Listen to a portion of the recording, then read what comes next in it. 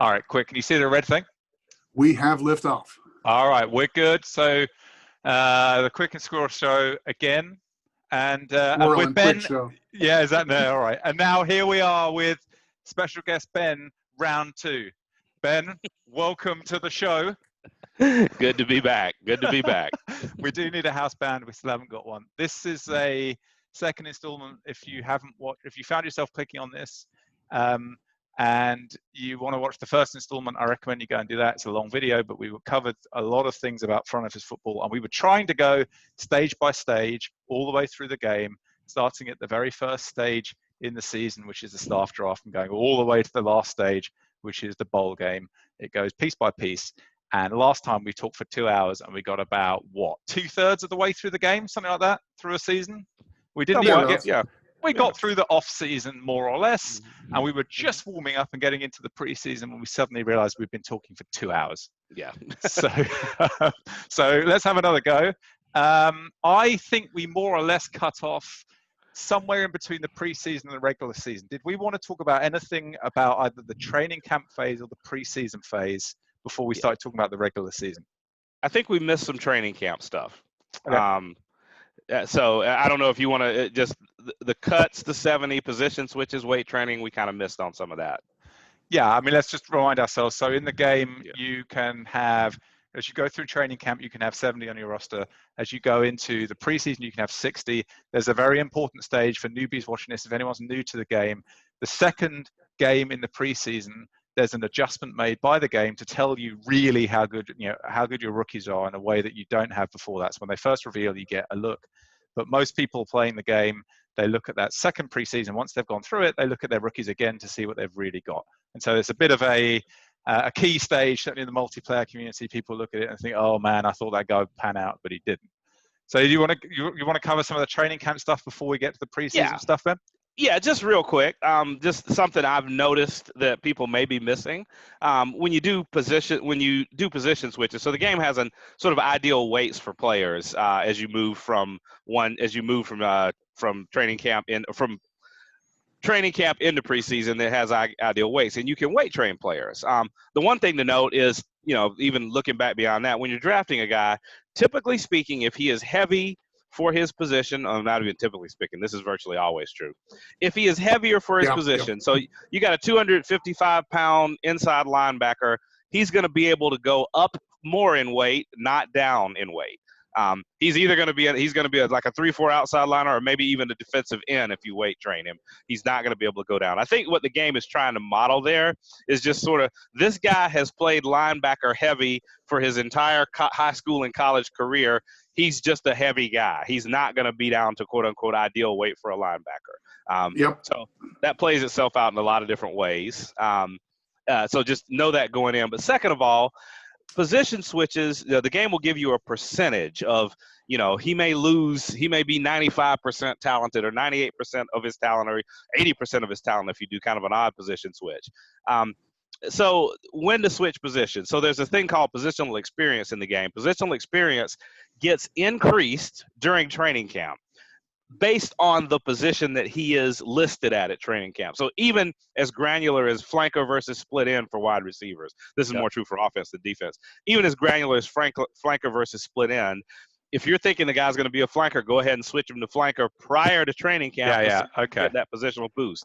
However, the one piece missing of that is, if a guy is not at ideal weight for the new position, and you get that message of, you're moving somebody from guard to center, he's a 305, 308-pound guard, and you want him to play center this year, and you're going to actually position switch him to center. If you want to do that, and he'll weight train down, go ahead and weight train him down before training camp.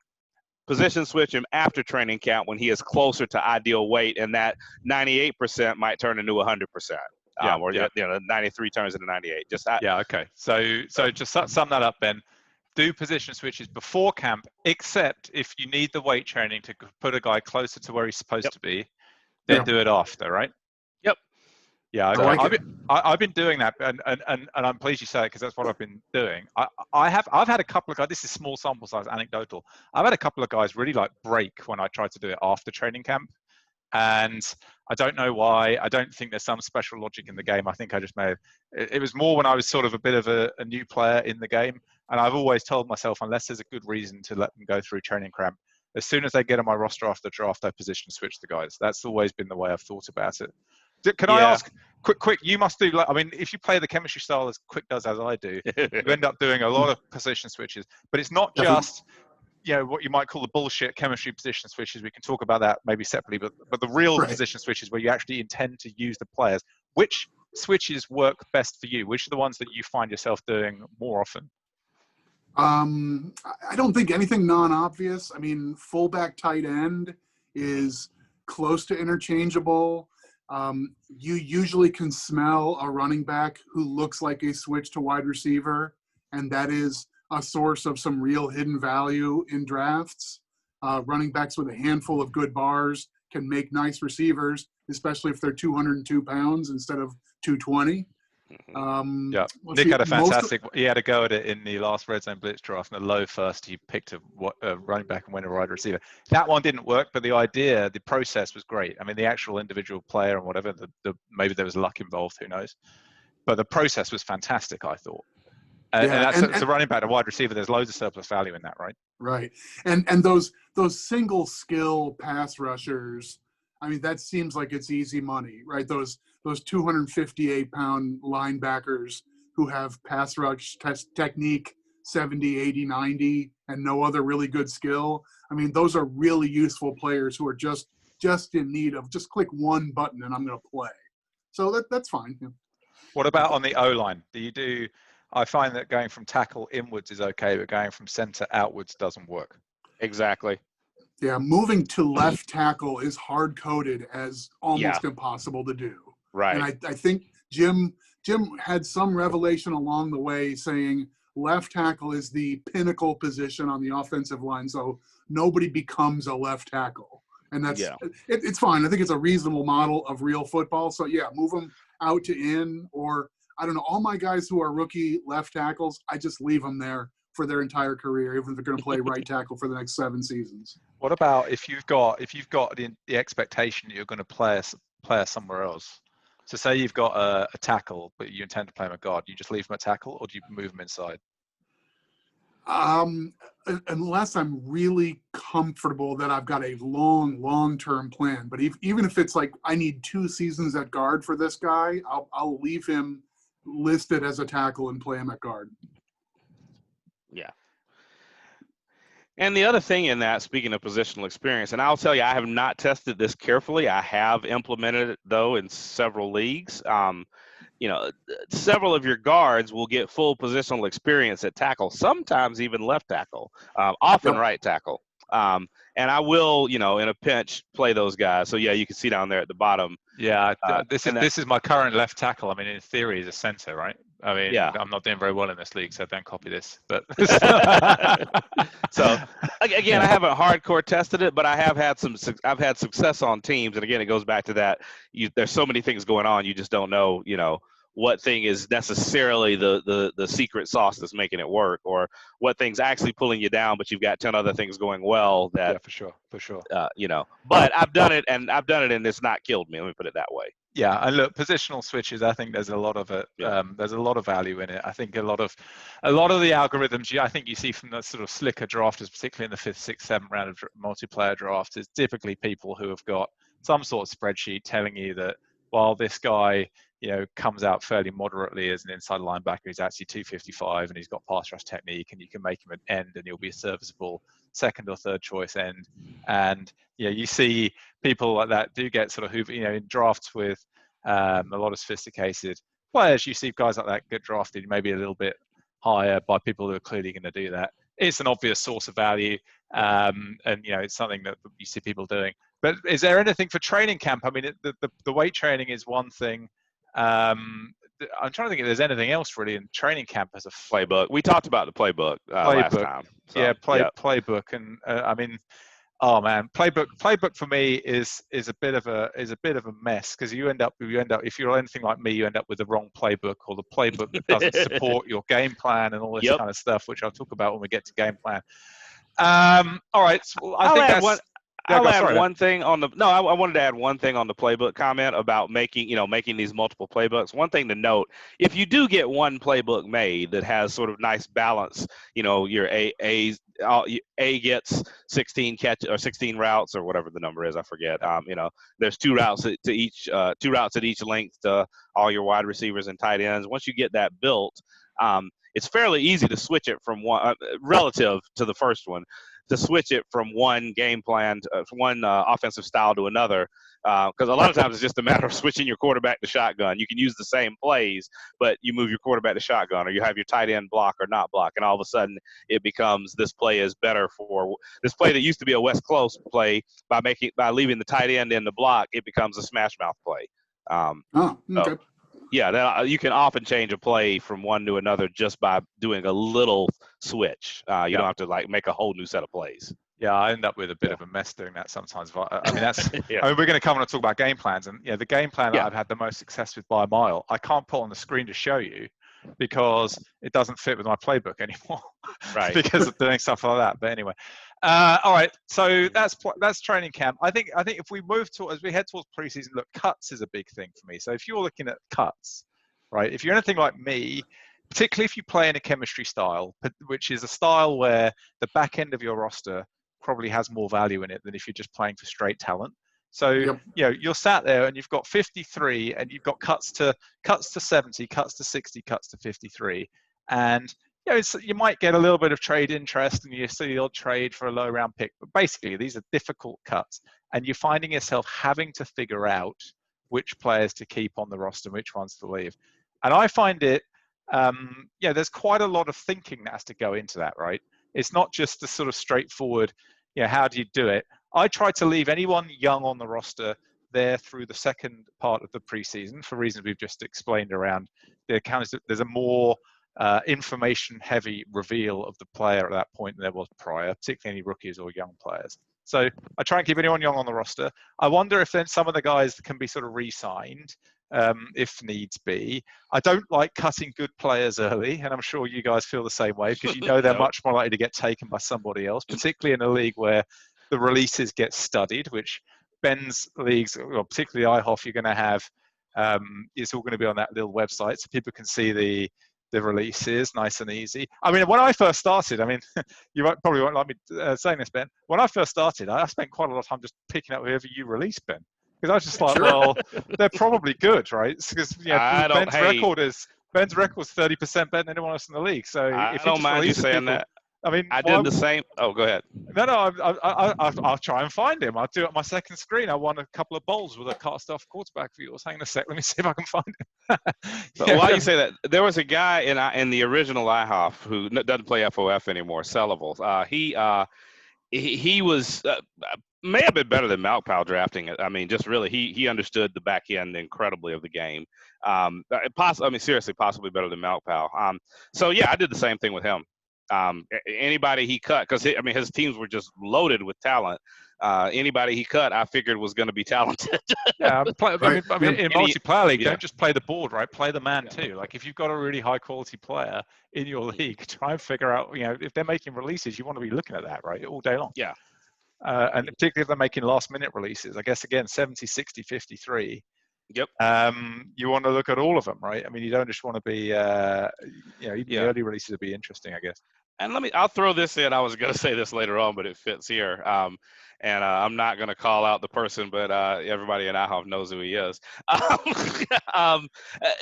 No, seriously. One thing you want to think about in playing this game, not only are you trying to make your team better, you're trying not to make the other 31 teams better at the same time. And so we had a situation in IHOF recently where after preseason week 3, a good player, a good knowledgeable player, cut a running back with maybe 82 hole recognition, and I happen to have I have a really strong offensive line in IHOF, and I grabbed this. I grabbed the guy, and he's got like 6 yards of carry now after 4 games. The point of that is, think about who you're going to cut when.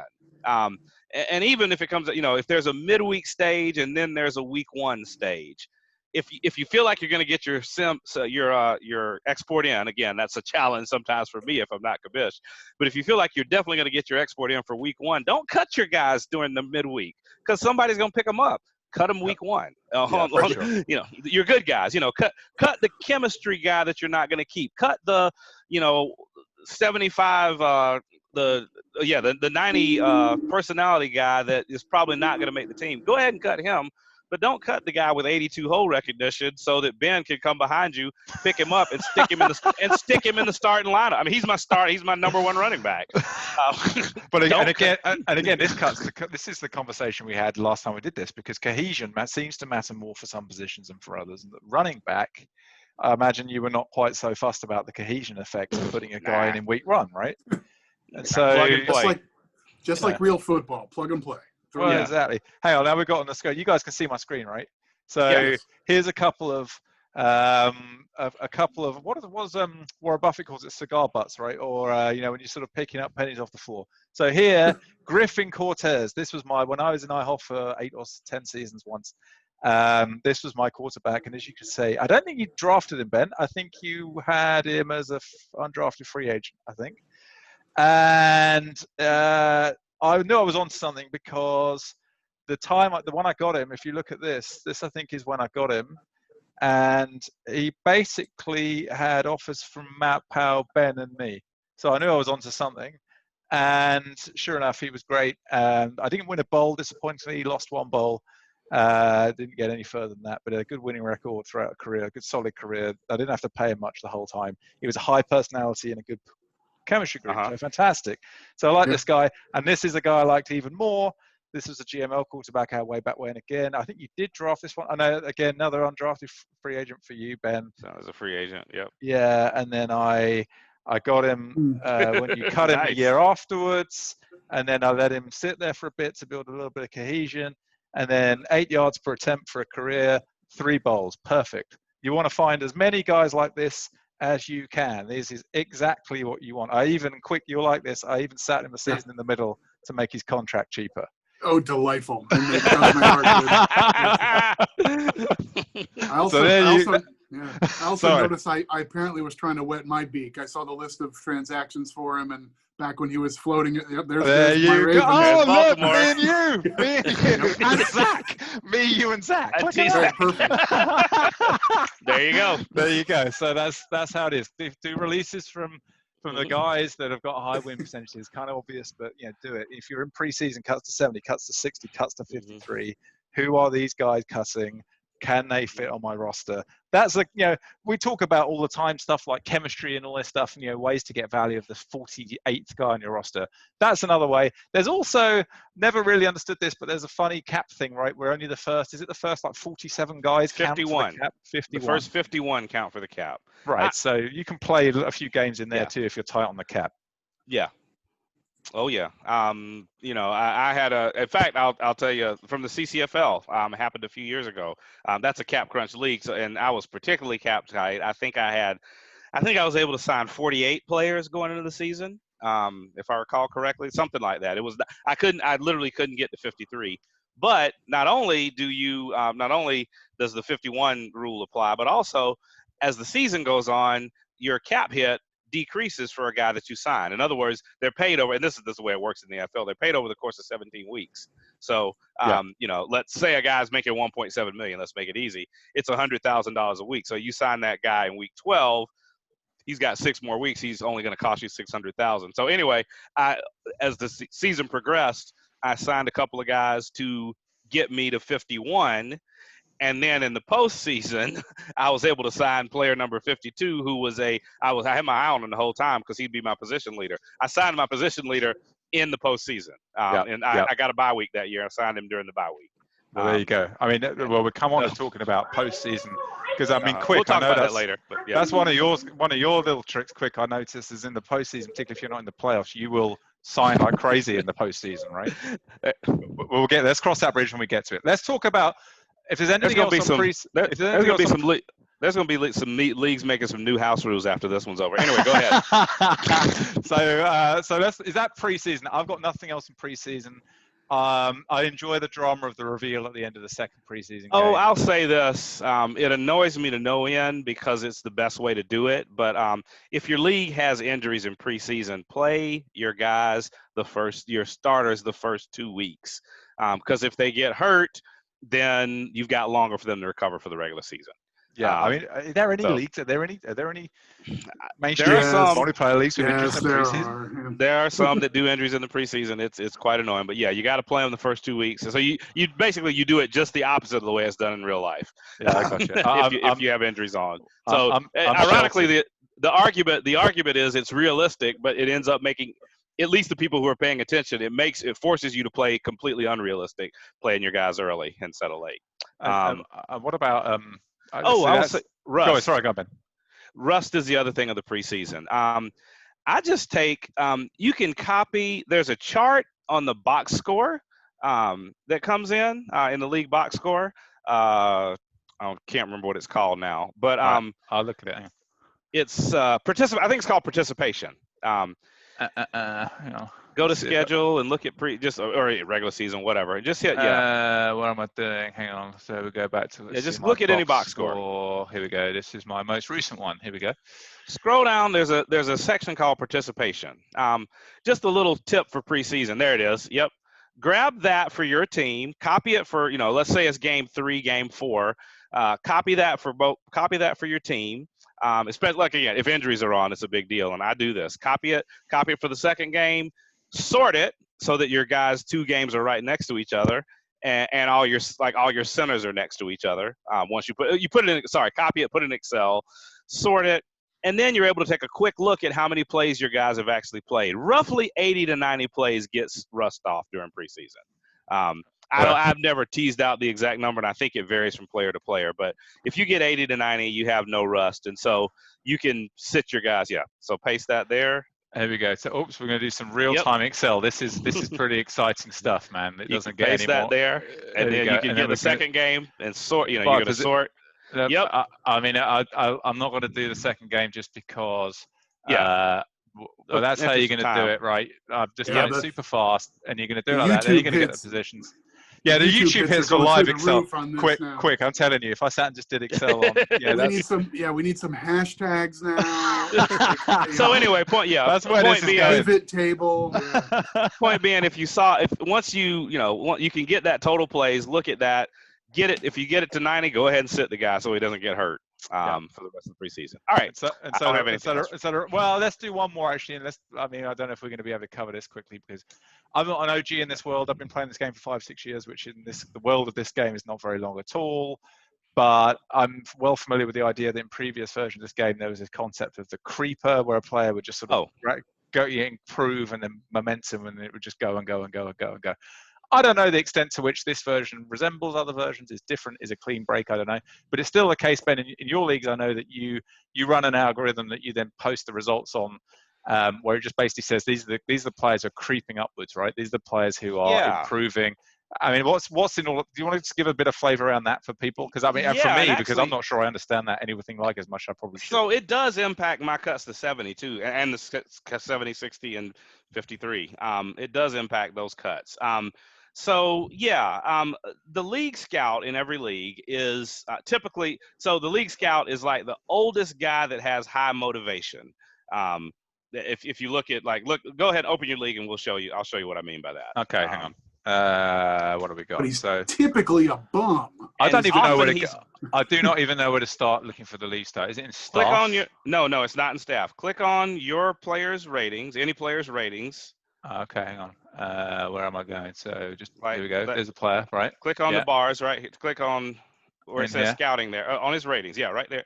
Well, that's why you can't do it. I know what you mean. It would be in there, and then the scout will be over here. I've done that before. So point being, that scout is usually, Jim has it written in the documentation somewhere. He's a guy he ends up having high motivation. He's like a venerable person. Anyway, high motivation rating, but oftentimes his scouting rating stinks. As a result, for rookies, if you have even decent scouting, but definitely, I'm looking at mine. Like I said, I value scouting. So, you got scouts rated 80s and 90s, and then you look at the league scout and he's 30 scouting. I can look at every rookie and say, you know, my guy says he's 52. The league scout says he's 39. This guy's going up. And that's not a speculation. Let's be clear. That is going to happen. That's the way the scouting algorithm works. Right. Apart from, go ahead. So basically, I mean, what we're trying to infer from the game, we're unpacking this from the game, that there is a true number, and the game embeds a sort of, you know, it's hidden in some fact, you know, whatever we've always called that being veiled or whatever, and the quality of your scout references his ability to see through that veil. Yes. So if he's really a 60 and the terrible league scout sees him fully veiled at 40 and your pretty good scout sees him at 52, you're just doing arithmetic to say the reality is even better than what I see, right? Bingo. That's all it is. Exactly. So we know that for a fact. You know, again, volatility, stick of death. He could be minus 40 in camp, but that's a different mechanism entirely. But as far as what the player is, that means that without a doubt, he is a better player than what you are seeing, period. So that affects my cuts. You know, if I have a guy, you know, those last two cuts, I've got a guy, he's not really a chemistry guy. He's a talent guy. He's showing 44. League Scout says he's 46. No, he's probably not going to make my team. Yeah, there it is. Delightful Dandies is how I do it. What does this table mean, Ben? I'll tell you. This is one of the things that I mentioned this in the last one, where there's a few places where I let people see my scouts ratings. My team scout. This is one. You were seeing my team scout ratings. These numbers here. I've got my little pointer. No, this is league current league view. That's the league scouts current and future right here. And that's what you got 59.90 on this guy. I got 59.90. The league scouts got that. This guy's going up. So that's what Delightful Dandies are. My scout, and you know, my scout's better than the league scout. So here's who's going up, and here's who's going down, because my scout's better than the league scout, and my scout says he's 52, and the league scout says he's 63. That first guy. Gotcha. Sorry, okay. You know, he's in the 40s, you know, or worse. But he's going down versus what? So I read this. He's going down from 52. No, he's going.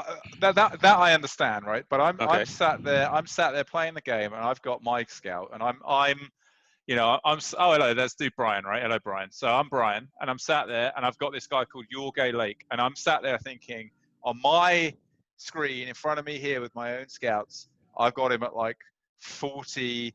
72 or whatever, right? We don't know what the numbers are, right? Yep. You see him 45.77. The league scout sees him 38.63, right? Yep. Is he going down for Brian? Like, what do you mean? Like, he's going down versus what? He's going down versus 45. Your 45 he's going up. He's going up. Oh, forget the current. I'm talking about the future. Up. He's going up from 77. He's going up from 77. You see him at 77. And he's because the league scout sees him at 63 and you get him at 77. He's not 77. He's better still. That's what you're saying. He's better than 77. Absolutely. Yes. Yep. Why? That bit I don't understand. Sorry. Because the way the scouting algorithm works. I haven't got. So here we go. Let's just say every player has a real rating. So let's just say his is 85. Every player also this is some sellable knowledge too. Sellables, he got it. He got this out of FOF 2K4 before all this stuff was encrypted. Sellable told us that there is another rating it's basically the masking factor. So some players are heavily masked, some players are not. Most players are not heavily masked. It's like everybody sees him at 80, and even bad scouts see him at 80. And that mirrors again the NFL. You know, everybody knows Joe Burrow's great, you know. Yeah. So sure. Everybody sees everybody sees Joe Burrow as a stud. But everybody didn't see Tom Brady as a stud, right? He had heavy masking because he was drafted in the 6th round. So, you know, is the way it translates to FOF. Yeah. So there is a true rating, and the way the masking is applied, the way the scouting factor is applied, depends on that true rating and how masked the guy is. We can't see the masked rating anymore, nor the true rating anymore. You could back then from the game files, but those were encrypted, thankfully. But what the scouting shows us is, okay, so let's just say this Jorge Lake is an 85. I have really good scouts. I see him close to 85, 77. Really bad scout, and he has got the fact that there's such a big difference. We know. Yeah, I get you. You're some fraction of the way from the worst to the truth. The truth is further over. We know that he has. Yeah, we know that he has a high mask factor. So the league scout who's bad sees him at 63. Saw sees him at 77. Real number is 83. So we know if you're a good scout sees him better than the bad scout, he is a better player than your good scout sees him. All right, and let's have some fun with these, because then you start looking at this delta between the league, and so these big wide deltas on the right side presumably tell you somebody who's been drafted with careful consideration. And oh look, the biggest one is you, Ben, and the second biggest one is Malpal. What a surprise! So let's have a look. Oh, these things that my browser's glitching out, but this guy looks really good, and he's a 4th. Okay. And now what you see there, that 3766 that you saw, that was the league scout. Let me see what I see him as now. I have him 3469 now. Right, and this guy, bloody Malpal, this is ridiculous. So the 23rd pick of the 7th round, he's got a 60 rated linebacker. Is that right? Yep. I mean, right. Let's see what. Well, it's better than that again because it's still a league scout. Yeah. He's actually 3567 now by my scout. And remember, guys, you can click on the drafting with Malpal video. There you go. That's almost an advert, right? That is slick, no? All right. Let's keep going because we haven't. Okay. The meat of this discussion is game planning, and let's talk about game planning. All right, let's get into the regular season, and let's talk about game planning, and let's think about a few different things on game planning. So we talked about playbook before. We didn't talk about game planning. The game. Asked you to game planning changed a lot in the last version of the game, which I thought was a bit of an opportunity for me as someone who didn't know how it worked before. I had been, and I'll just talk about my experience for a minute. I was a player who absolutely hit Rex, which is the recommendation buttons on every single thing. So this guy's entire career, this guy got 3 rings, all Rex, right? I didn't do game planning until I joined this league. I now play in Red Zone Blitz, where everyone does a lot of game planning, and I thought I'm going to try and get into that too. So I'm like a year into understanding anything about game planning. So I'm miles behind you guys. This is what a game plan looks like. My game plan is weird in a few places, and I'd like to talk about it. But I've got a few things I just want to talk about more broadly on game planning. First question, deliberately open-ended question. Does it matter to have a balance in a game plan, or are you better off figuring out what the engine wants and giving it as much of that thing as possible? Well, clearly, T-Zac has shown us that it's the latter.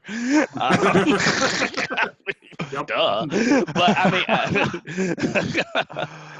But let's just give people a history there. So Zach is a guy who's very good at this game and spent a lot of time thinking about it very scientifically. And he's basically worked out that if you don't run the ball at all, that's better. And look, there's a point there. Your expected yards per play in passing versus running is almost going to be higher. And so then then it was okay. Well, let's pass it more often. That's standard football theory, NFL standard. And then it's like, okay, how much little running can you do before the threat of running is sort of extinguished? Now, in the NFL, that's a live discussion, and particularly in college football, it's a live discussion. Right. In the Red Zone Blitz, there has been conclusive proof that your best option is not to run the ball at all, courtesy of Zach's very impressive play. There was then a patch which changed the game. I don't know if it changed it sufficiently to change that maths. I don't know. And that's where we find ourselves today. So it's still, I mean, I don't want to. I know that this is what he has told me, and I think he said this publicly. He can parse game logs. It's something I don't know how to do, where you can kind of look and see specifically, how good that the 1-2-2 I pass XYZAT 5. This is your first play in your game plan. Yeah. How successful that play is over the course of a year, or a career. So my guess is that he knows not just what the best, players are, but literally has the best kind of ideal plays in his game plan. Yep. That is my guess. I think we're talking a whole otherworldly kind of situation there, that he's got the best plays. Point being, he's still putting 105 QB ratings and 7,000 yards a year, and yada yada yada. Yeah. Let me see. I'll try to bring it up on the screen. I mean, look, Zach's playing a game in a bit of a different dimension, and I think the debate turns to that in many leagues the debate has turned into, have we got to a point where that sacrifices realism so much it needs to be reined in? There's been a few discussions about it. Zach has been pretty open. Certainly, if anyone who asked him about what he's doing and why he's doing it, he's a very experimental guy. I don't think we're kind of. I guess the answer is looking for balance, which is something which I guess instinctively is something. When I first came to look at this, I just assumed what you had to do was give balance. Again, in this game, in a lot of different places, if you give balance, it makes sense to give balance. I don't really do that anymore. I certainly pass it at the high end. You guys pass it at the high end. I think I'm right in saying that. If you look in any given league, and then you look at the amount of passing, do you guys pass more than to the league average? Quik does. I don't typically. Okay. There are times that I do. Quik definitely does. He can talk about that. But and that's adjusting for how winning you are too, Quick, because obviously your winning teams pass it more, and that's just because if you're winning. Sorry, that's wrong. Winning teams run it more because when they're winning, they run the ball out and run the clock out, right? So even if you adjust for all of that, you're still one of the highest passing teams in the league. If I have a North Star in this area, it's I want to pass against my opponent's base formation.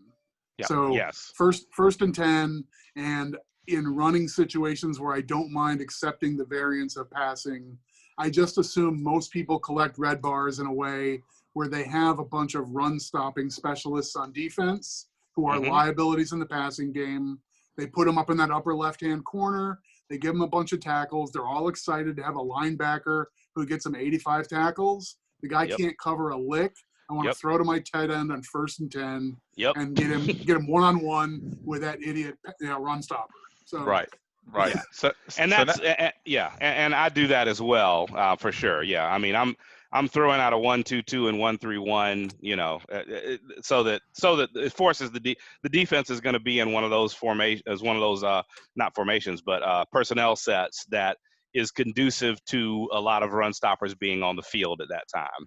And so that's yes. So I've left Zach's ridiculous record, and well done to Zach, by the way. I have if you watch this, certainly no negativity. Click on games. Me, click on the quarterback though. Click on new games. So here we go. So this is the career of the quarterback. Oh, there he is. Yeah.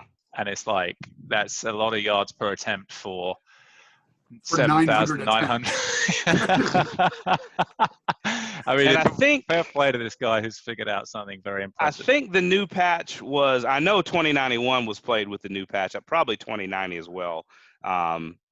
Was played with the new patch, so it didn't hurt him that much. So, and honestly, for the purposes of this, probably this isn't the best bunny trail to go down. I know we're kind of we're trying to limit our time this time, so we don't go quite as long. So, I mean, you would have to talk. This is pretty. I guess the point is this is pretty specialist stuff. But let's go back to when I was doing. Trying to figure out game plan about a year ago, I spent a lot of time looking at, I'm pretty aware of who the top players are. I'm also pretty aware, because I've had such a focus on roster construction, on who the players are who are getting better results in their roster construction, because I think I've got enough experience now to gauge the quality and caliber of people's roster construction. So I was looking at the outliers, the people whose performance exceeded their roster construction, and then I was trying to understand their game plans. And for what it's worth, here's some things I thought. So this game plan I've got in front of me here, there's a few tweaks. I call it the Helsinki game plan because I was based on a long flight once to Helsinki, and I sat and I did game planning 3 hours on the way out in the morning. I landed in Helsinki, I did a meeting, I got on a flight, I came home, I did 3 hours on the way back, and when I got back, I had a game plan. And a lot of it was based on the game plans of the top players in our community. And, obviously, you'll be well familiar with who they are. And here's some of the things that I decided to do off the back of it. And it seemed to work for me, for what it's worth, although we'll talk about this specific quarterback on the screen in a minute, some of the adjustments I've made. But so this game plan is not the vanilla, what I call Helsinki game plan. It's something slightly different. But here's a few things. When I run the ball for short yardage, I do it out of passing sets. I'm always running out of passing sets, and I try to pass it out of running sets, which is your point, I think, Quick, which is if you're going to pass it with loads of tight ends on the field. Pass it with fewer receivers on the field, and there'll be more linebackers on the field. And that seems to be something which, I think there's analytics to demonstrate works well in the NFL, and it certainly seems to work for me quite well in this game. Running short yardage, if I need, if I've got a 3rd and 2 or something, then I want to do it with 4 receivers on the field, right? I'll do it out of 10 personnel. That's why if you look in the top left-hand corner here, one of the things I'm very keen on, and I've not been super scientific about it, but I did make an attempt to figure out how many 10 personnel run plays I could use so that I did it in basically every short yardage situation without having what they call familiars. So I've never had, as far as I can tell anyway, I'm sure someone will prove this wrong immediately, but or could do. But I've never had a familiar running short yardage, but I just do this, and it seems to have a decent. Actually, this it's all personal dependent, of course. So, do you guys do that? Do you run out of passing formations and pass out of running formations, sort of more than the league average? Yeah, definitely. This isn't a big secret for anybody that's been paying attention, because Tzak loves to keep pointing it out in IHOP, because I think he wants other people to notice what I'm doing, and either game plan for it, because every time he said it like 20 times in IHOP. In fairness to Zach, didn't he just publish his game plan? Wasn't it on FOC? He did. Someone wants to use it? He did, and he deleted it. Long story about it. Okay. Anyway, yeah. So I think I run out of 104 probably as much as 113 and 212. Right. So I mean, this is another point I think you can say on game planning. 113 is the kind of basic option, right? If you don't want to get into all the nuts and bolts of this, I think the sort of what's the 80-20 on game planning? A lot of 11 personnel is the 80-20 on game planning, right? Because it does fairly well in most situations. Yes. You know, it's not hyper optimized. You're not going to get 8 yards per attempt over 900 attempts and all this stuff.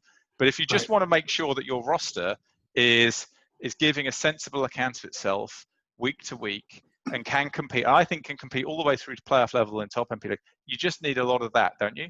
I mean, is that better than hitting Rex? I mean, how good is Rex? Is Rex good or bad? Is Rex all right? I don't really know. I think it's fine, but it's not my preference. Here's what Rex doesn't do well, and this would be the biggest thing I say, and it may contradict what we see on Rico Sharp, but we'll see. You want to set, to optimize, you want to set your players up for success, and that means playing to their strengths. I think a big one that Rex does, I know a big one that Rex does not pay attention to. Courage for wide receivers and tight ends means one thing and one thing only: willingness to go to catch the ball and ability to catch the ball across the middle. And across the middle, per the help file and per what I've seen in the game, are the even numbered formations, 0, 2, or 0 even numbered routes. 0 route, the 2 route, the 4 route, the 6 route, and the 8 route. Those are all considered courage routes. So, if you have a wide receiver, which I have a wide receiver in CCFL who has like 15 courage or something like that, he never has an even numbered route, period. He just check in. I don't throw to him in even numbered routes, and he does well. Okay. So, and again, that's probably not in the 80-20, but I mean, it's not hard to do. What I used to do when I first started playing, maybe this gets you down to the 80-20, when I first got FOF8, Rex, and then make a few small changes. You know, I don't want my high courage wide receiver going outside all the time. Let's put in some more. My running back is a terrible receiver. Let's remove those and replace them with that tight end who's a good receiver, or even the fullback who's a good receiver. So it's pretty easy to do a Rex. Let's throw them out there. Come, let's do that. So I've hit Rex, right?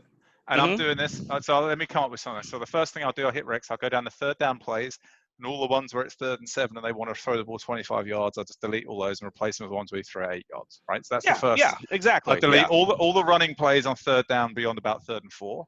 They all just go. All the pass plays on 3rd and 1 and 3rd and 2, they all go. Oh, not here. Not here. But that's interesting, Ben. For me, that's a data-driven one. For me, I concluded that I'm 3rd and 1, 3rd and 2. I want to be running it every single time, but that doesn't mean I'm right. Okay. Well, no, mine is not data-driven, but it anecdotally driven. I do well on throwing 0, 1, and 0, 1, 2 and flat routes on those. So that's that. But, I generally put in more long ball down the field. Like 15-year-old playing Madden on the Xbox, just chuck it, just see what happens. I think that kind of play, I don't know. I just think. I mean, I tend to have good wide receivers. What else? What else am I missing? What are the things that we go in and change on Rex just to sort of make it Rex plus? One thing I like to do is. And some of this goes back to the way they used to do it in the NFL, and maybe not as much, probably not as much anymore, is 2nd and short-ish, really 2nd and 5 short. I'm either running the ball or throwing play action 15 yards or more. Yep. I'm not bothering with a short pass on 2nd and it's under 6. So what about second and 2? What are you guys doing on 2nd and 2? Oh, it's either a bomb or a running play. Yeah. Yep. There's no. And again, it's a 1-2-2 bomb. Again, it's 2nd and short. It's Linebacker on the field. Linebacker. I'm getting linebacker on the field. I'm doing a play action. Again, one of the things. There is the fact of, I mentioned it's not little men running around inside the computer, but Jim is trying to model real football as much as he can. And so in the way the engine works. So my suspicion is that the engine is more geared toward expecting a running play on 2nd and short. So what have I got for 2nd and short? Load of runs into the line. I mean, look, I do think that you want, but you would generally, just as a sort of generally, do you want the first down more than the yards on 2nd and short? I kind of do actually, but I don't know if that's a front office football thing. I think it's more of a football strategy thing. This is a football strategy thing, and I have to say this with regard to my teams. Pull up. Can you pull up the CCFL? This is a very stark example. Give me 2 ticks. You can see my offensive line. And so go to. Let me just bring a team on here. All right. So while we're waiting for that, a really quick sidelight as we're talking about using formations in your game plan, and that is, this is something we've had bandied around a little bit on the FOFC board. It's worth mentioning here. It's fun to use your 10 formation. It's fun to use the 13 formation. And Squirrel, you made a quick reference of you used a variety of different 104 plays, so you avoided the familiar problem. Yep. So translate that to sort of novice and intermediate FOF player. And what we're saying here is the game does not want you to overuse the unusual formations. Yes. Yep. You can use 12, you can use 21, and you can use 11 pretty much as you want. I think that's the conventional wisdom. Yep. All the other formations, if you start reusing plays in those formations, you are really vulnerable to the game shutting you down and saying the defense saw it coming and that play didn't work. So you need to be very crafty. If you want to use a lot of 104 formation, you have to go out of your way in your game plan to use it. If you're just a beginner, use the main 3 formations most of the time: 12, 21, and 11. Yeah. Yep. Yeah. Good call.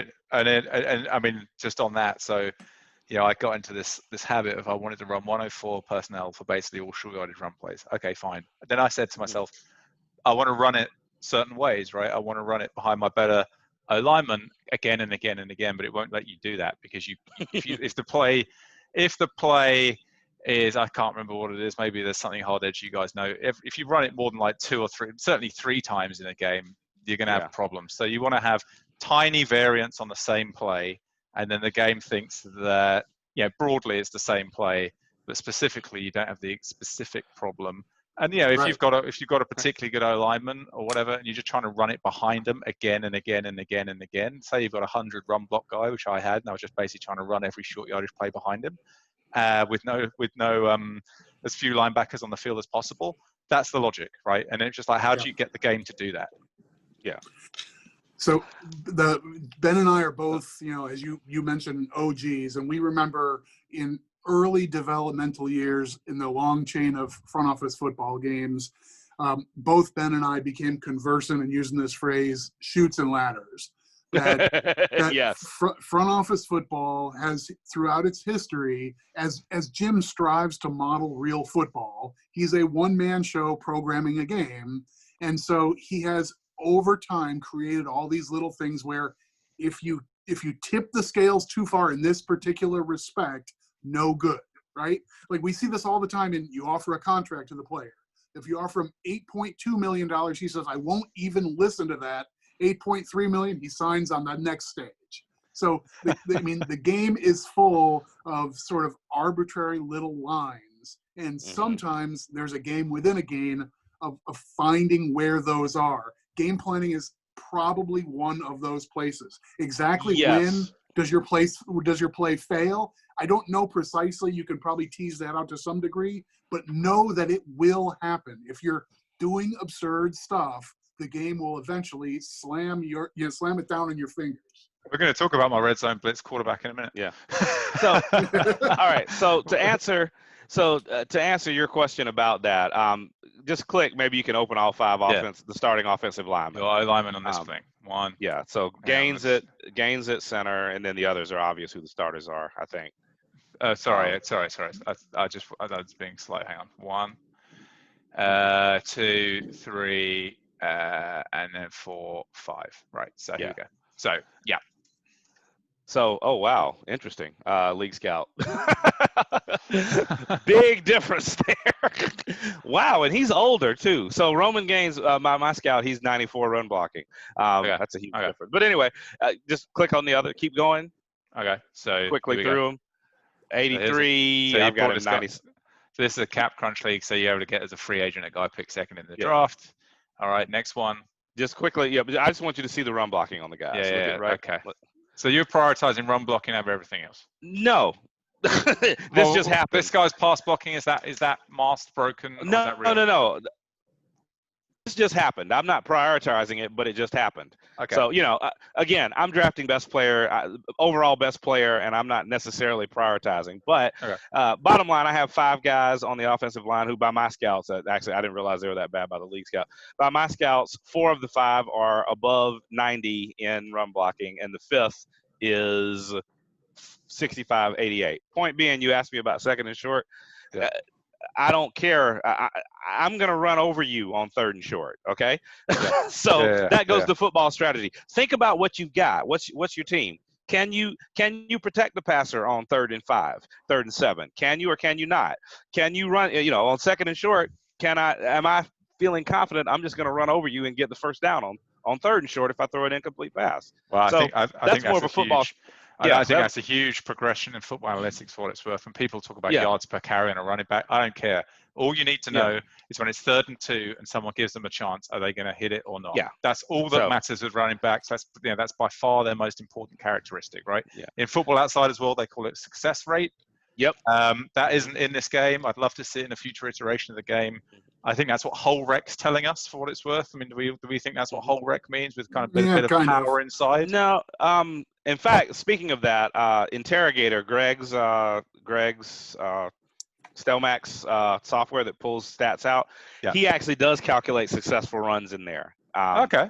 And successful receiving. I have it kind of displayed at IHOP. I've never gotten around to display it at all the leagues on the player level, but you can see that if you export data from Greg's. Anyway, but point being, I'm going to contradict myself. In this league, I'm running the ball on 3rd and short because, again, you're playing.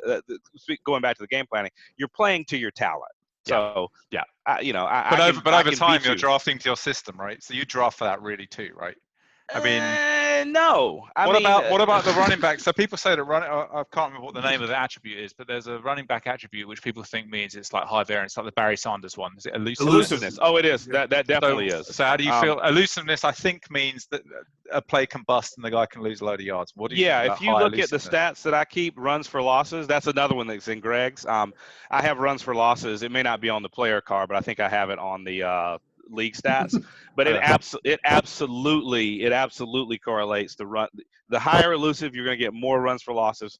Even if you're a stud player, you're going to the guy with 100 elusiveness is going to be the guy who leads the leagues in run for losses. Period. He's also going to get more long run. He's also going to lead the league in 20 or 10 plus yard runs. That's just from FOF1. If you read on Jim's website or I think it's still in the game's help file. He ran a huge list of 5 years of NFL running plays, took standard deviations, and he concluded that some backs that there was a Barry Sanders, Emmitt Swift effect in the NFL, and so that elusiveness rating models that. That's not theory, that's fact. All right. Okay. All right. Now let me if I can direct this discussion towards I'm going to be selfish now, right? Let's figure out how we're going to let's do some real life game planning, right? Yeah, we like so it. First thing I want to do before let's go to team stats on this guy. I want to see how your team is doing on short passing. Yeah, not great. Hang on. Well, I've done let's have let's a look. look at that first. I mean, my team is So- like, it's not even 500 at the moment. So where am I? Almanac team statistics. Admittedly, in my defense, or not my defense, my player's defense, I don't think I've exported for 4 weeks. Team in this statistics. league, which I apologize to my colleagues who play in this Yeah. league. Right, so here we go. So here's my yards per attempt, the league average. My yards are good. Miscellaneous. Go run and run and run. That's what I wanna And see. here we go. So what do you think of this? So I think, yeah, that's exactly what I was guessing. He's not that bad at short passing. He's mediocre. So this is the point I wanted to make from that. A big picture point from FOF. We tend to think of a 0 or a 5 or a 10 as your cousin who played backup quarterback at a Division III school. Okay, at least in America, your cousin probably didn't. But I have a cousin who did, actually. That's I had a cousin who played for Austin P. He was backup quarterback. Very Anyway, cool. we tend to think of that, but that's not how FOF's rating scale runs. And even the whole 0 and how low can you go, notwithstanding. Let's just say he's a -5 and not a -40, just for argument's sake. Yeah.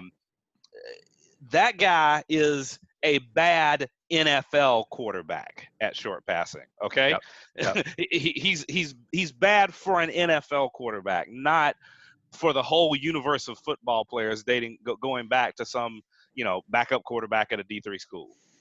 So just because a guy is a absolute 0 in something or a 5 or a 10 doesn't mean don't throw short. So that's just the point I wanted to make there. Anyway, I mean, I'll give you guys a bit of context in this. So I did a trade, right? I did a big trade. I sent a bunch of people. A bunch of picks. I sent the farm, right, to get this guy. And I did it because my quarterback was aging. I'd won a bowl, been to 3 bowl games in a row in this league. And I was like, okay, time to change direction. My quarterback was starting to age out. I want to do something different. And I thought, okay, let's just do something different. This guy has got among the better, for the hidden avoid interceptions attribute, by my calculation, is among the better in the league. He's got a very high sense rush bar. And I thought, okay, if you take those two things together, the accuracy, which is the other one I've always looked at, is sort of passable. And I thought, all right, I'll overlook that 0 on short passes. The record this guy had in his previous team wasn't amazing. And so I thought, all right, if I bring this guy in, and I still think this could work out, by the way, if I bring this guy in, and I let him build cohesion, and then we throw it a lot further than the average team would, I could find that I end up with a lot of efficient yards and relatively few turnovers, right? And so I thought, if that's true, that sounds like it's a high risk, high reward thing to do. It increases my probability of winning a bowl, which I care about an awful lot more than anything else. And so I thought, even though it could flame out, I'm just going to do it. So I did it. And so the guy's on my roster now. But I put in a game plan, right? It's interesting. You asked me kind of, what does this look like? So I throw the ball more than everyone else in the league almost. And as you can see, I'm near the bottom of attempts, short yardage. All these are checkdowns, right? These are all checkdowns. None of these are designed in the game plan. There are no design. There are no designed routes in the short pass. I know. But this is the thing, right? I abandoned what I call my Helsinki game plan, which is sort of balanced, but for this idea of running out of passing sets and passing out of running sets, which is basically the one thing I do, which is not atypical. I think it's typical among the better players, but it's sort of atypical compared to Rex or whatever. But what I'm not doing is, a normal balanced set of routes. I'm just not doing it, right? And I'm not doing very well. I'm kind of 500 with a load of chemistry on the roster. It's very, very difficult to get a chemistry roster to go to 500 or less, in my experience. So I probably would do better hitting Rex with this guy at the moment, and I'm half tempted to start doing it. What do you guys think? Yeah, I would throw short less than normal, but I certainly wouldn't. Yeah, I mean, I wouldn't. Literally, all those are checkdowns. That's amazing. I don't think I realized you could get that many checkdowns. But I guess let me just. I mean, I don't think I'm kidding you. I think I'm actually for real, because I haven't looked at this game plan for so long. But if we look at hang on, is there a way to? There's a 2 route. I see a 2 route in there. How am I looking? Where am I looking? This thing, right? So yeah, but is it actually got here we go. These are the ones that there's a 2. Okay. And then that's I see. Yeah, You know, yeah, you're pretty committed. Yeah. Okay. I'm not kidding, right? I just thought this might work. I'm just going to do it. What's the reason not to? I haven't got, a spectacularly good roster. Yeah. And we'll come on to talk about this. This is a strategic point. If your team's borderline or not that good, take the high risk, high upside move. Why wouldn't you, right? Don't dink and dunk it. Just go for it, right? If it doesn't work, who cares, right? I'm not going to beat Ben's IHOF team with my roster, right? So just try something high variance, right? And so that's what I'm doing with this guy. I've never done it before. Absolutely no attempt has been made to test this in single player or even try it. No attempt. I've just thought I'm just going to do it. It's not really working. What should I be doing to make this better? Well, let me start here. I think there's 3 ways to think about a game plan in FOF, an offensive game plan. I don't really care about defense. I'll just be honest. There's 3 ways to think about an offensive game plan in FOF. Number 1 is I want to game plan against Jim's engine. I want to figure out the holes in the engine and fight to exploit the problems in the engine, and or not even problems, but just the way the game works. The 1-2-2 forces the defense to be to have their their two wide receiver set. So or the 1-3-1 forces them to be in their 1 wide receiver defensive set. So I want a game plan thinking about the engine and how to maximize against the engine. The second one is I want a game plan for my players to maximize my players' ability and talent, and that's what you're doing here, or avoid the potholes in your player. You're staying away from the short routes. So there's that way. The third way is I want a game plan against my opponent for this week, and some people enjoy that. I don't care. I don't have time. I have neither the time nor really the inclination to be bothered with doing that. But that's a valid way to game plan too. So I think you probably are one that is more of a big picture guy. So you're thinking about, if I'm you, I'm thinking about what does the engine want, and what does my talent want, and you got to think about both. And the engine isn't going to react well to. Obviously you can pass a lot, but if you pass a lot and you're passing a lot, I'm looking at your numbers there. If you pass a lot and you're not doing primary routes to a whole section of the field, the short section of the field, the engine's not going to react terribly well to that. I mean, look, I wanted to know, and look, I thought the logic was that the way it could have worked was just to say the guy is low turnover, right, which he has been in his career before he joined us, and we're going to put him in loads of high turnover situations. We're going to benefit from the fact that he's very good at that, right? And we're going to have turnovers, but we're going to have league average turnovers with way more than league average efficiency. It hasn't worked out that way, right? That's not. And year 1, I was like, maybe it's cohesion. Year 2, there's been a step up, but it's not sufficient for me to think that I can persist doing this. I'm going to have to put in a much more vanilla game plan. I think I will start doing that soon. Yeah, and again, I think you can skew it to medium, but don't just ignore short practically. The game again, that's where you got to give a nod to the engine. Even that's where you have to. That's where it goes back to the old. It's not little men inside the football field, inside the game. There's a game engine. There's a computer saying, no, we won't allow this. I think you're hitting at least something of a shoot, as Quik mentioned, the shoots and ladders. You're hitting something of a shoot if you're not throwing anything or hardly anything short. So would you guys, if you guys had this guy in your rosters and whatever your number 1 league is, like say it's your IHOF rosters and you've got him on your, are you going to adjust your standard plans at all for this guy? Or are you going to just roll with the standard? I'll make a slight adjustment. Yeah. I'll drop some. I've gone a bit past slight adjustment. I'm thinking now. Side note, I noticed how many plays you have in there. One thing you can do in FOF 8, you don't have to double up on all your plays. If you're comfortable with running kind of through the same cycle, it just cycles through again. So I only put, I think I put 8 plays in 1st and 10, and 10 in 2nd and 10, 8 plays in 1st and 10 possession. That's interesting. Okay. Yeah, because it's just going to run. It's going to run. I actually ran analytics on this. Well, in FOF, in an average game, you get about 14.6 possessions, 14.6 possessions. You can check that from That Greg's. guided generator thing, is it this? Hang on a sec. This thing. Yeah, I don't really use that, but No, anyway. but it's in Yeah. there. There's something in there. There's a really helpful table. I'm just wondering if I do this. Yeah, well, Let me that just save- table, let me- but let me again, just that's save this. assuming you're using plays twice. That's assuming you're. I'm just saying to save time. If you want to build a There custom we go. game plan, There's if you want to build a shot, custom no game short plan and want to throws. save time, just stick 8 plays. All you need is 8 plays there, because you won't get that gives you 16. But sorry, you don't use any play more than one time in the game plan. So I literally have. I've got a 62 play game plan. I only have 62 plays in my plan.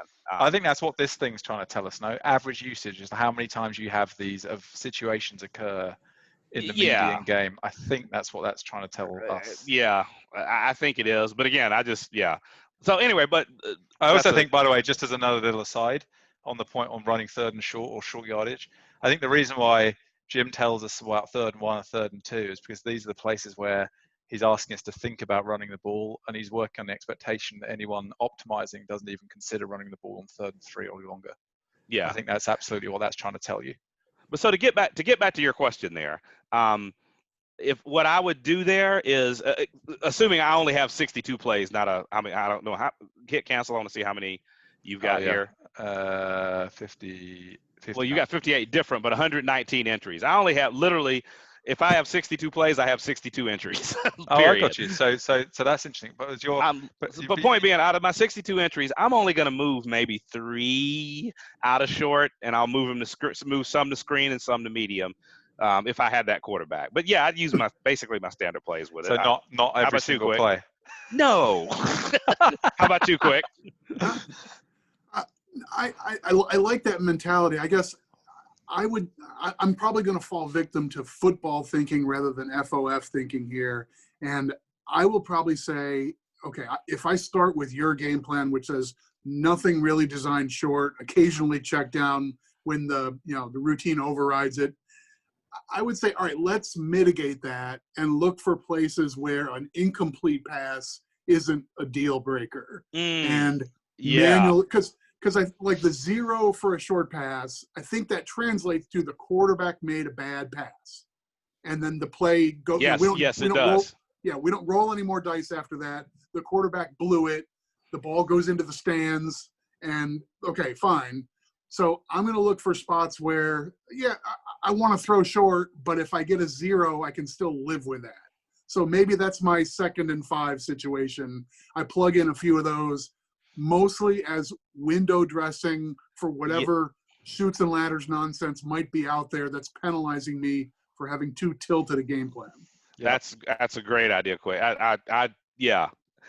I haven't thought about that, but that's a great way to look at that. I mean, I think all the stuff you're saying obviously is very sensible. I think that for me, what I've been trying to think about here is, if I run this kind of more sort of vanilla, more standard, closer to Rex, closer to my standard game plan. I think with the roster I have, I'm kind of edging a little bit ahead of 500 for a couple of seasons. While it builds cohesion, that's fine. I just thought I'd try and do something high variance to see if it made any difference. I'm not sure it does, which is, that's life. I'm just thinking about keeping the time. Can we move on and think about playoffs and stay in a game planning context? So if I'm with this roster and this quarterback at the moment, I'm not looking at the playoffs, but obviously you want to try, and one of the things you do all this for is to be a playoff perennial, and you're always in the playoffs every season. When you're in the playoffs, I mean, I've got a couple of thoughts that I just want to think on game planning. I definitely will change the game. I won't touch the game plan much once it's sort of rolling and I've got a good team, but against clearly higher quality opposition, I will change the game plan, and I'll change it substantially. And it's the same logic from me: higher variance in situations where you expect to lose. And I will put in, you might call it sort of David versus Goliath. What are the things you can do to increase the variance of the game in a game where you think your win percentage is like 40% or lower? What can you do to just make it a higher variance outcome? And do you guys think about that? I mean, I guess you probably, neither of you find yourself in that situation very often, particularly in the IHOF.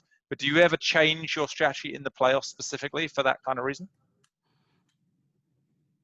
I mean, I'm talking about like we try not to punt. No, we try not to punt, and we throw it even more. That's the kind of stuff I'm talking about. High variance. Like it's 4th and 4. we're going for it in the playoffs against a team that's much, much better than us, much more often than you're supposed to. Yeah. So I don't. Yeah, Go ahead, Quick. I don't in the present tense. just I'm in that same channel that Ben mentioned of neither time nor inclination. But I will say, like, the idealized version of me, if I'm playing today in a game I really care about against an owner who I know is paying close attention. So it's a championship game against T-Zac, right? Yeah, and I think he's using analytics, and he's been running my game plan, and he knows what I'm doing on 3rd and 6. That's the kind of thing where I might want to out game plan the game plan analyzer. He's running to tell his system, okay, he knows what I'm going to do. Fine, I'm going to find 8 places in my game plan where I'm going to do the exact opposite. All day long. Yeah. That 104 thing I was just talking about, I don't do that in bowl games. No. I don't do that in bowl games because the other guy's defense setup is set up for that. Anyone up against me, 10 personnel defense, if you can do that, I don't even know how to defense a game plan. I'm doing something different in a bowl game. Do that tenfold. If you're confident they're watching, then you zag when they expect you to zig. All day long. Yeah, absolutely. And the stone, paper, scissors in there is one of the most exciting things about the sport, let alone front office football, right? and I'm definitely with Quick there. That's the idealized version of me would do that. I haven't done it, and I haven't, but I've probably done it once or twice, but not on a large scale. I still remember it's years ago now, Ben. But you beat me. You beat me in a bowl game by looking at my team. This is in the FOFL years ago. Okay. And your Charleston Chew team beat my Chesapeake Chili Dogs in a bowl game by completely reinventing your team. You said, I can't pass against these cornerbacks. They're too good. And you went to an all short pass offense for one game. Oh, yeah. I did do that. Your quarterback went like 26 for 29 for 400 yards. It was insane. I mean, it was an honor to lose that game, too. It was beautiful. I thought in the early days of IHOP, Busby did that to me. He had a, and that was in the days of when defense either expected run or expected pass on every play. Right. And he ran. I mean, that was the days of IHOP guys will remember old running Ronnie Kemp. He had a guy that ran for like 2,500 yards every year or something crazy like that. And I mean, he ran 35 times a game, and in a playoff game against me, of course I set my defense to expect run, and he threw the ball like 40 times and won. but the point there is a mentality shift, right? Most of the stuff we've talked about in this conversation has been a kind of sabermetric, baseball style, high sample size mentality where you care about maximizing expected value over a large sample size. So it's like, okay, my yards per attempt on passing will be between 7 and 8, and it matters a lot whether you're at 7 or 8. Here we go. If you want to do one thing to figure out how good your team is, right? Just go passing offense and do this. That ranking of yards per attempt on passing offense is probably your best single thing of looking. If you don't want to do any analytics, what are the best teams in your league right now? It's probably that. That will correlate very substantially with who the playoff teams are. And how do you get that if you can get that from 7 to 8, then you'll get yourself from bit better than league average, 12th best team in the league, to you're in the bowl discussion, right? So how do you get from 7 to 8 is crucial. A lot of what we've just talked about is all about that kind of thing. But in the playoffs, it's not a high sample size. You've just got to score whatever it is, 4 touchdowns, right? So how do you score 4 touchdowns against the other team and stop them from scoring 4 against you? And zigging, and I have to say the one thing in the front office football world I wish was different, and I completely understand why it is, but you get people in like multiple leagues and stuff, and if everyone just played in one league, and if there was just a little bit easier to see all of this game planning stuff so that people could, the tendencies of your opponents and stuff was that little bit more visible, I just think the zig while the zag, that would be so cool, right? If that was like a little bit more real time somehow. I don't know how you do that, but it would just be so cool. But in practice, you can't really do that. But the closest thing to it is maybe you might have you might have a playoff game plan and a regular season game plan or something like that for the same roster. Something like that. Anything else you do differently in the playoffs compared to the regular season? I mean, the only one I've got is if once I'm eliminated, I think about signing players for the next year who are going to be unrestricted free agents, right? I mean, that's a chemistry thing as much as anything else. But anybody who's lower than 4 experience, you mean restricted free agents? Yeah, restricted. I'm sorry. Yeah. Thank you. And, That's okay. you're like, okay, so you know that if you got them on your roster going into the turn of the next season, you get a free shot, sign them before everyone else does. So if there's anybody in the game population who might make your next year roster, and chemistry is the obvious reason why they might, then and I think Quik, I don't think I'm telling tales out of school. I think you do that, I do that. Most of the guys in the chemistry world are doing that, right? Once they've been eliminated. Yeah, I think that's true. One more thing is that 56th guy on your roster who you cut back before week 1. Good to go ahead and re-sign that guy, even if he's a year 7 player. His likelihood of retiring is lower if he's on a roster as the season ends. So that guy didn't quite make your team this year, but he could be valuable, or maybe he'll be your chemistry leader next year. You just didn't need him right now. Go ahead and sign him, for dirt, and he's got a better chance of being in your league universe next year. And what is cohesion based on? Yeah, in the game. You're join the team, right? You're join the team. You get an extra year. I get you. You get an extra. You just got an extra year of cohesion if you signed him in week 20, and then you signed him again in free agency. What about if you had a guy on your roster 5 seasons? You cut him and you re-sign him. Does that work? No. Nope. Because you didn't join your team. It's the year join team. It's the join team is the key. And let's just say this. I mentioned this earlier, and now we're getting into now we're going to air some old dirty laundry. Now, speaking of FOFL. Oh, quick, by the way, I pulled up that it was actually, I didn't remember this. It was 33 for 35. He doesn't remember it, but just broadly. No, I pulled it up. Real life. This happened 10 years ago, 12 years ago. It was the 2016 season, so it was one of the early seasons of FOF 2K7. So, it was probably 2008-ish. Anyway, all right. So, no, but one thing. So there's that joint team. I mentioned this earlier. There's there's improving your team, and there's hurting other teams are factors in multiplayer play. So I'm pretty sure Quik has done this to me, and I know I've done it to him. But for sure. 100% both ways. I know where you're going, and if you have extra cap room, or if you're waiting on your cap room, you've got 25 million sitting there during free agency, and you've got to sign. You need it because you've got to re-sign your players. You're waiting until after preseason 2 to re-sign some guys, so you can't spend that money.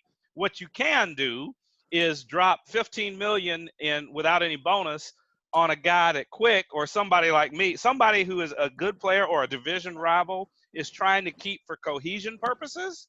Yeah. Drop 15 million on him and then cut him. Bam, cohesion gone. There goes a house rule. I've done it to Quik. I'll bet he's done it to me too. Guaranteed. Yes. I just want to remind everybody, right? If you want to find yourself in the upper tier of this list, these are the kind of tricks. I'm afraid this is where it ends up, right? If you want to end up in this world with these guys, these ridiculous guys with their massive win percentages and all the rest of it, this is the realness. Do you know what? If you've listened to this stage by stage thing that we've done, I think you've got no excuse. You get to the bowl game, you've heard all this, and you've won the bowl anyway, right? I mean, come on. Like if you've done all these things that we've talked about, you've got to expect people to start winning some bowls doing all this stuff. Yeah. So like we were saying in the last one, there's so many things you can do to improve your team in FOF. If you're paying attention to a lot of them, to a lot of those things, they all add up. They all add up. I mean, so no doubt. All right, let me just do one more thing before we wrap up, because I think we really should do this, which is if you're playing multiplayer in this game and not single player, a lot of the stuff we've talked about applies to both. But if you're playing multiplayer, then there's somebody who is taking their time on a volunteer basis to be the commissioner of your league, who's doing the simulations, who's doing all this stuff. Ben, obviously, you do it in 3 leagues. There's a few other guys who do it and really are pillars of our community. They do a lot of work that is basically doing it for free on a really, on a hobbyist basis. These guys are making our lives better by doing this stuff, which I just want to say, Ben, I appreciate the fact that you do that, and I appreciate the fact that some other guys do it. In Red Zone Blitz, we've got Rob doing it. I sincerely appreciate it. What can we do as players to make your life easier as a commish? What's the top few things we should be doing to make your life easier doing that and make that an easier thing for you to do? Oh yeah. So I've got a few things that I think most commissions probably publish. Making sure that trades are posted clearly. Processing trades for me is by far the most difficult, time-consuming, annoying, whatever those phrases you want to use. That is if there's a worst thing about being commissioner, it's that. It's trade processing. So getting it correct, so I'm not having to try to figure it out or having to say, I can't process that because I don't know what it is. That's a huge help. I know I have a very specific way I ask for trades to be processed. I'll bet others do. It just the way the game interface works, that's a biggie. And this is one that I say in my leagues, and I'm not trying to be a jerk, but it's just a fact. Every league I commish has several long time veterans in it. So if you're asking a game mechanic question or a how-to question, anything that's not a private request to the commissioner, please put this guy in my depth chart. Post it in the forum. Don't PM the commish. You're forcing the someone commish. Can help you. Someone will somebody be able to help. else. If you think somebody else other than commish might be able to help me with it, go ahead and post it. Because not only you might get that help, the commish never has to read it. Number two, when the next person asks the same question, there's an archive of it. Yeah. Another look, one when you join a community too, I mean, just generally, people welcome people joining the community, and there's a real tradition of helping people out when they come in, right? Yeah, especially when it's kind of mechanics type questions. So another one is just, understand that that the commish is trying to take care of, he's trying to run a team in most cases, and also take care of 31 other different personalities, as many as 31 other different personalities who have different views on what is fun. Again, we all play this thing to have fun, but one guy's way of having fun is to run a bunch of analytics and build a game plan, an all-pass game plan off those analytics. Another guy's way of having fun is to, game plan every single week and pay close attention to the opponent's strengths and weaknesses, and that's fun for him. Another guy's way of having fun is finding out what the holes are in the game engine and really game planning toward that. For sure. Another is sort of figuring out ways that you can, I can't think of what the word is, but basically angles to shoot, as Quik refers to it. Just what different little angles you could shoot, like signing a guy that you might want next year in the postseason to get an extra year cohesion out of it. So, and if you've thought of one of those, I can assure anyone who thinks they've thought of one of those, a Quik thought of it first, and he's already doing it. Exactly. Point being, when it comes to these discussions, everybody's trying to have fun, and the commission is trying to keep all these personalities together. So just this whole idea of you're playing the game wrong. I've heard some guys. So just understand that everybody enjoys the game differently, and that just helps the commission to not have to mitigate all these arguments. Draft etiquette. That's a flashpoint a lot of times in leagues where you're just not going to be around for a week. Quik's really good at this. Hey, I don't have time for this draft this year. I'm trading all my guys. I'm trading all my picks out, and I'm just going to get equal picks for next year and see you guys later. Or if you're going to be on the clock for, say you got a 4-hour first round window, if you're going to be on the clock for 3.5 hours, letting people know, hey, I'm in a meeting today for work. People understand that, but at least it helps with the, for sure. I mean, no one's got a problem with kind of, no one ever thinks there's over communication, right? Particularly in the draft. Yeah. So just all those things, and then whatever your individual commissioner might have certain requests. Please listen to him. I don't know what his are. Those are mine, but there may be some other things that commissioners. Well, I think you got to, as much as anything else, is respecting the guy's time. Quik, you got anything else on commish? Kind of how to be a good player from a kind of conduct point of view that jumps to mind for you that we haven't covered? I just think those of us who are veterans in our leagues can be that second tier. Like I'm Mm. perfectly happy to be one of the people who tries to jump in and answer the nuts and bolts question in one of Ben's leagues. I join all of Ben's leagues because they're brilliantly run. All the extra bells and whistles give me great joy. So, I mean, I'm in his leagues. I'm an absolute stan for the Belco product. But I'm going to buy my Amazon stuff through his links and that sort of stuff to help offset the cost. For sure. He might be bashful about saying that, but I won't be. So I'm going to go buy a $500 laptop and I'm going to do it through Amazon, and it's going to end up with $30 back to his league. Yes, I want to do that. Yep. And then if I can be the person who says, here's the place where you look, here's where the rule is on this. So the answer to your question is, yeah, you can trade that player or whatever. Yeah, all day long. And just one more thing then before we wrap this thing up. Best play into if you listen to all of this and you're a new player or someone who plays single player, thinking of getting to multiplayer, I think the best place to start, interested in you guys' opinion, I think the best place to start in the multiplayer universe is the GML, which is the league that's on the screen here. I was in the GML. Is this my record GML? Yeah. So I was in the GML for how many seasons? 2037 through to 2080. There's 2 weeks per season, right? So what's that? 43 seasons. For me, that was my first experience of being in multiplayer world. I think it's a fantastic place to start. It's quick. You can put your stamp on a team quickly, and we've had a lot of people do that, right?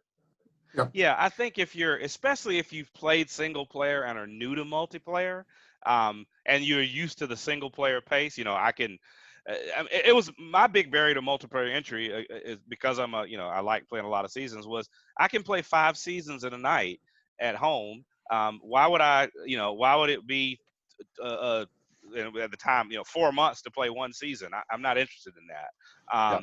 So yeah, GML, if you're used to playing single player and being able to move quickly, maybe I think it's a great starting point to dip your toes in the water. But if you're looking for more of a immersive, kind of really, chatter back and forth and community and all that, GML might not be that's not really what it is. It's more of like, it's an experimental, it moves fast. Like I think I mentioned this in the last video. I know I throw experimental stuff out there all the time. So I mean, anyway. I mean, it's worth noting. I mean, one thing that I'm just looking at my record here, and there's this one season where we didn't do it quite so well, and I now remember that was the season where the quarterback got injured, but the injuries got taken off right in that league, so it's a little bit atypical.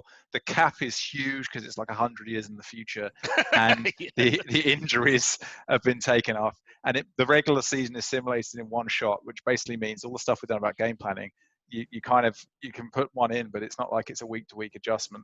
No, I think it's a relatively straightforward. I mean, anyone who's listened to this and thinks, blimey, there's all this stuff that people are doing at the higher echelons of the game, and I can't compete with any of that, so I shouldn't even try. I don't think that's the takeaway from this. I think the takeaway from all of these discussions is there are clear 80-20 things to do at every stage of this game, which will make you competitive.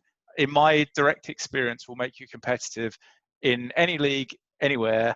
You will be able to do it if you just sort of modify slightly what the game's telling you. You don't have to go to the nth degree, and a place where you can start trying that is the GML if you want to sort of experiment and do it quickly. If you would rather have, as you say, Ben, a sort of more immersive experience, then probably you want to look for a league that instead of having a season in 2 weeks, 2 real life weeks, which is what the GML is, you'll find it in more like, 8 weeks in IHOF? Is that what it is? And the Red Zone Blitz runs on the same 6 or 8 weeks. Okay, 6 weeks. IHOF's a 6-week schedule. Yeah. Right, and we sim every day. Right, so that's a game a day in the regular season, and that's another way of playing the game, which I guess is the other one, which I found going there second was best as a new player. Doesn't mean that's true for everybody else, but I just found I came in the GM. I basically played single player. I figured out how to to have success. I played in the GML. I figured out how to have some success in the GML, and then I thought, okay, I'll give IHOF a go, and that was kind of how I bent towards it. I think there's a lot of good roots into it. All right.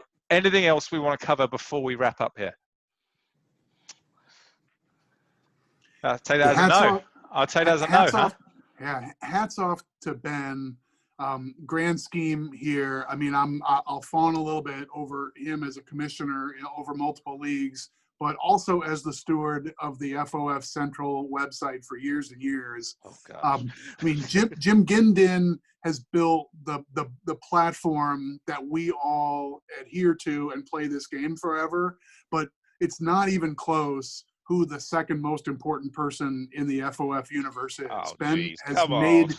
no. I'm just saying, like people who are listening to you, any fool who's listening to 3+ hours of numbnuts like us talk about this game deserves to have some frame of reference that Ben is a guy we all owe a tip of the cap to, because this game would not be as alive as it is without his time, effort, dedication, and trouble, and his willingness to share like he has on these 2 videos.